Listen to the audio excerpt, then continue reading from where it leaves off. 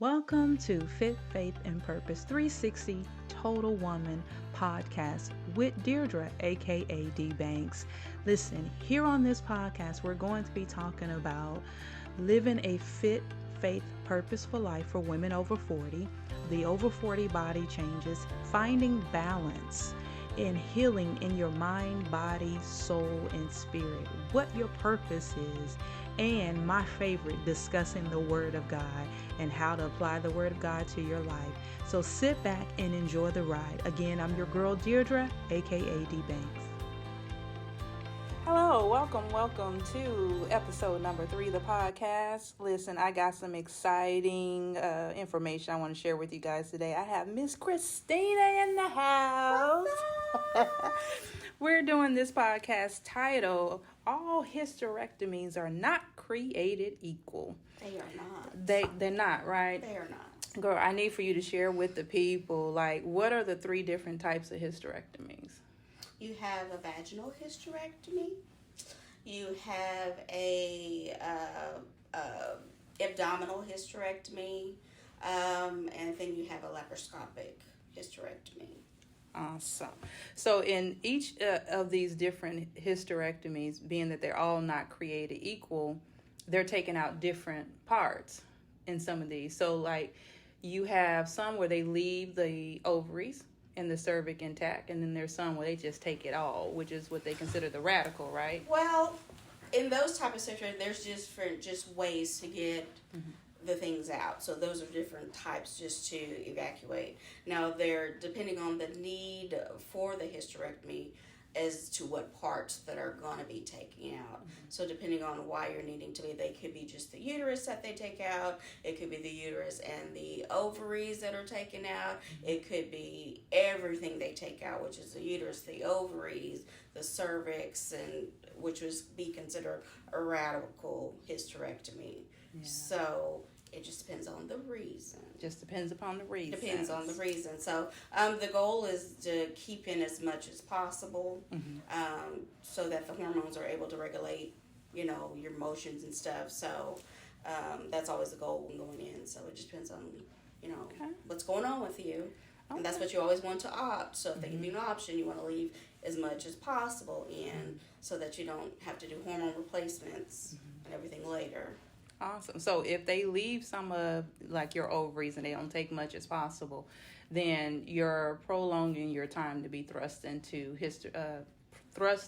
menopause, right? Or does it take you right on in? No, it's less supplemental things that you need to make yourself quote unquote normal. Okay. So like you leave your body at a regular state. So like if you leave your ovaries in, your body is still able to have estrogen and make, estrogen. So you don't need the outside, estrogen to be put into the body. Okay. So you leave your body at a homeostasis, so to speak. Oh, okay. So you don't need extra stuff to be put in. So like when you take everything out, now you need to keep your body, put things in your body to get it at a normal so it functions and regular, so you don't become quote unquote crazy. And now you got to put hormones back in there so that you think and feel and you don't go through, menopause. So like when you take everything out, you go into a state of menopause because now your hormones are not there. Yeah. So you start having the hot flashes, the mood swings, and all the things because now you don't have all the things that make us a woman, so to speak. Right. Which is what I went to, and December 5th, I had it all removed. So I got thrust in immediately. Yeah. So how important it is for mental and physical health after getting a hysterectomy? Oh, I mean, it's different for everybody. So it depends on where you are, like in your cycle. Like if you're younger, when you have your hysterectomy, it'll affect you differently. Just like for me, I had my hysterectomy before I had kids, before I had, I wasn't at the close end of menopause. So like for me, when I had my hysterectomy, I had my ovaries. So I didn't really need any hormone replacements, but I lost my uterus, so some of my hormones left. So I became more aggressive, more angry. I didn't have any hormone replacements because I said, oh, you're still young, you don't need it. Your body will eventually adjust to the loss of hormones. So I had to go through all that. So I had to go on more like psych medications, mood stabilizers, Oh, wow. as opposed to the estrogen, because they said you're still young, you still have your ovaries, they're going to kick in. Yeah. But then with the loss of my uterus as well, and the fact that I didn't have children, even though I never chose to have children, but I lost the option.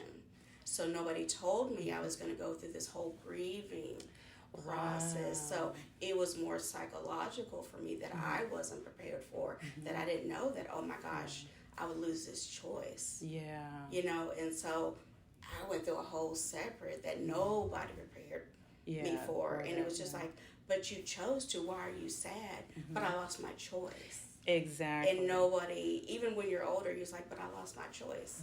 But you never wanted kids, but I lost that choice. Because you could change your mind. Because I could have changed my mind at any time. But when somebody tells you you can't, it's so different. Yeah. And that's what nobody understood. So I had to go through therapy. I had to go through a whole different thing, and nobody could understand. You can't talk to other people about it because it's just like, well, you chose not to.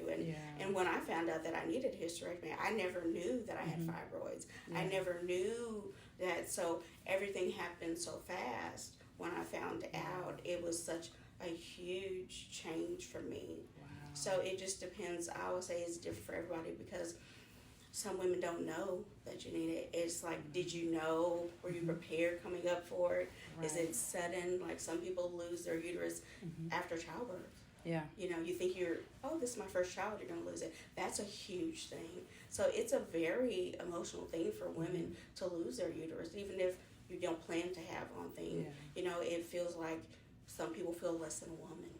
You know, how do you balance that out? You know, and then some people, just the hormone change alone, and feeling like, you know, people say, oh, you know, you feel crazy.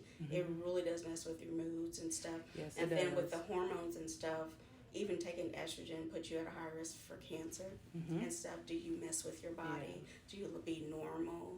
And then it messes your sex drive. Yes, it does. And that's a whole different thing if you're married or if you're single. That can mess with your marriage, relationships, and everything. So it affects your life. It affects you, and then who can you talk to? Exactly. You know? I think there's not enough support system out there because I wish now, hindsight, so if you're listening out here, I would say before you even have your hysterectomy, would you agree that it's good to have counseling and therapy before you have it, so you deal with some of the things, because you don't know it until afterwards. You get surprised at the emotions and at the things that you go through, and I can agree with Christina when you talk about the emotional mood swings. You know, of course, I ended up going on the patch for hormone therapy because mine thrust me into surgical menopause quickly. So 2 weeks after, I was having all the changes. But the emotional side, it's just a lot to deal with because it can hit you at any point of your day. It does not mean you can pinpoint it. Yeah. And nobody can tell you, oh, you're going to hit at this part, because it's so different for everybody. So for me, my emotional didn't happen. I mean, it was like a couple of months after. It wasn't until like the 8 weeks or so when I went back to work, and then I was doing things, and then it hit. It was like, wow, I feel like this. And it took a while to adjust. And then when my body started, then I started having hot flashes and stuff. And it's like, you told me I was be able to go back. You know, I wasn't supposed to have it. And then your body is doing stuff. Well, the doctor told me, but it's not doing. So it's hard. Wow. It's different for everybody, though.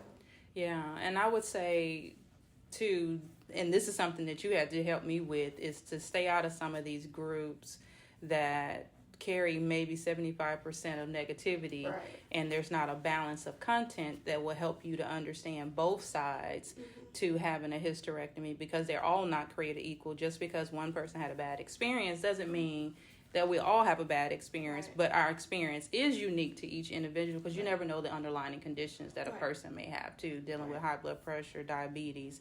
What about the physical side, like getting back active? Like, was that a process? Like getting back, you know, working out, being motivated? Because like for me, it was hard to get the energy level back. Like I felt like if I'd have had this done in my 20s or 30s, I'd have bounced back a lot quicker. But getting ready to turn 50, my bounce back was not as quick. For me, this was the first surgery I've ever, like major surgery I'd ever had. So like being off for, I think it was off for 6 to 8 weeks. And when I got back, I was ready to get back to work and just start walking. Yeah. And it took me a while to get my stamina up, and I was so frustrated. Yeah. I remember being at work and I couldn't walk. I couldn't do things that I used to do in the same stamina, and I just would cry. Wow. You know, because I'm used to going. And so it took me a couple months to get back up to where I was. But I had to learn patience for myself and patience for the process. So it took me a while, but I mean, I had to give myself some grace. Yeah. You know, because I was 40, you know, when I had it, and I had to remember I'm not 20 anymore. Exactly. And even if I was 20, I had to learn grace and allow myself to listen to my body and let it heal, and God heals you in the right time, you know. And so it's okay to need rest. It's okay to give yourself time to catch up to the trauma that has happened to you. You've gotten rid of a major part of your normal body system. Right. So your body has to adjust to this missing part of you. So it's okay. Yeah. So have patience with yourself. That's something we don't give ourselves as women, is enough grace. How important it is to, like, we were laughing the other day about sometimes when we have these emotional ups and downs, how important it is to turn it into something where it's not as heavy, but that you can kind of make fun of it just so you can get through your day, like to enjoy yourself, even though you know you may have an emotional moment or a breakdown. Like, how important is it to just, like, you know what, listen, it is what it is. Right. I just had a moment. Right. You know, I'm entitled. You know, I know we like throw up the hand club thing, the C club, you know, the H-Town club. But how important is it just like, listen, it is what it is. You just have to, I feel like I've always tried to find laughter in anything. You have to learn, like I said, to give yourself grace and to find humor in every situation. And so when you find yourself just being mad, I find humor in everything. So you have to, you know, just learn to laugh at yourself and laugh to find the funny things in every situation. And so sometimes you have to really dig to find the humor in stuff to lighten yourself and pull yourself out of the situation. And sometimes just be still and be quiet for a minute. Yeah. You know what I'm saying? And if you do that and just self-reflect just for a minute, it'll take you out of that mode. Yeah. And then you can laugh. And then, you know, if you tell the people that are close to you, look, hey, I'm just having a bad day. I'm just in a bad mood. Yeah. If you just tell them that, then sometimes they can get you, oh, hey, you're just, you know, they'll help work you through it. That's and then it'll pull you out of that mood. A lot quicker. Yeah. And so that's just what I do. Yeah. You know, the people that love you know, oh, hey. Yeah. And so they give you grace as well. Yeah. And so that's what works for me. Yeah. You know? And I find it works for me too. I think it's good to have some support, even not just at home, but support at work. Like if you have other people who have been down that road, then when they know you having that moment, you already know, it is what it is, you know, to have that opportunity of grace. So one last question. How important it is, because I've seen where people are struggling with choosing the right surgeon for this procedure, how important it is for the pre-op, post-op, and then the recovery process to make sure you're choosing the right doctor who can relate to what you need so that you feel comfortable with having this procedure. Like, how important was that to you to choose the right doctor? I always look at their certifications, go online, look at their schooling, look at their degrees. Don't just go in the office and say, oh, well, I was referred here or anything. Always go online, look at their reviews, go to the state medical board, see if they have any complaints, you know, look for that, see if you know anybody that's seen them, look for their referrals, you know, those kind of things is what I got. And I always go with your gut. When us as women, we have that instinctual. Look at their rapport. Yeah. Your rapport. You have to have a good rapport. Are they listening to you? Yeah. Are they addressing your concerns? Are they patient with you? Yeah. Those type of things will tell you, are you with a right doctor that you need to be with? And you'll know from that as well. Because the doctor is not listening to you pre-surgery is not going to listen to you after surgery. If they're not thorough with explaining to you what they're going to do to you, don't do that. Exactly. Don't go with that doctor, because they're not going to take care of you after. And when you're having this type of procedure, you're going to have so many questions. You need somebody that's going to be patient with you, because there's so many changes that your body's going to go through. You need to, if he doesn't have the staff that's going to be able to pick up the phone. If you're calling, you don't get a call back, don't go with that doctor. Right. Because you need somebody that's going to be able to be by the phone, answer your calls after hours. If you can't get in to see him, he's so busy, that's great, but you need supportive staff, that's good. You need a surgeon, that's good. So go through all your resources before you go with a surgeon. It's such a precious part of your body. You don't want to just trust that to anybody. Right. So go through all your resources. I don't care how long it takes, but just make sure you have a good rapport, that he has good reviews, and all his accreditations are certified through the state. Yeah. I hope you guys are taking notes on that, because that's one of the things I've seen mostly in groups where people didn't trust their gut. It was important for me, my doctor, be a female doctor, but it was also important that she had already went through the experience. So I felt like she would understand if I gave her all these bunch of phone calls. She had been there, she would understand. So that's what made me chose the surgeon that I chose. But any parting words do you have for the women who are about to make the decision and just made the decision, and they are now going through some things they did not expect, and they may not have the support system that we had? Trust in yourself. Get the knowledge that you just make sure you educate yourself on, and it's okay to get a second opinion. And I think people are always scared to get a second opinion. And if the doctor tells you, oh, you need this, don't always go with the first opinion. Sometimes a second opinion is good for you. Because just because the first doctor said, oh, this is the only thing you need to do, sometimes the second opinion, you'll find out there's alternatives to the treatment that you want. But only do what you're comfortable with is what I would do.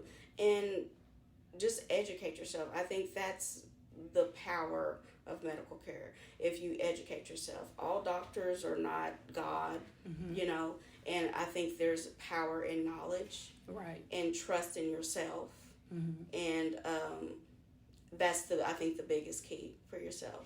Trust in yourself and take your time and go with a decision that's comfortable for you.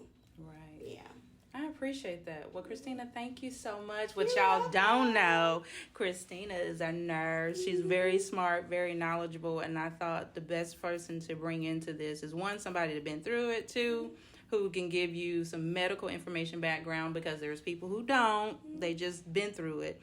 And so I just wanted the people to understand that it's all not created equal, and that it's okay. All of us have different procedures in different places in life, and that there's different conditions that may happen, and no one can tell you you're wrong at feeling what you feel and what you're going through. And listen, y'all know, as I always say, listen, God loves you. I love you. Really, there's nothing you can do about it. And I'm signing off on this. You got anything else? No, take care of your bodies, and God bless. Awesome. Bye-bye.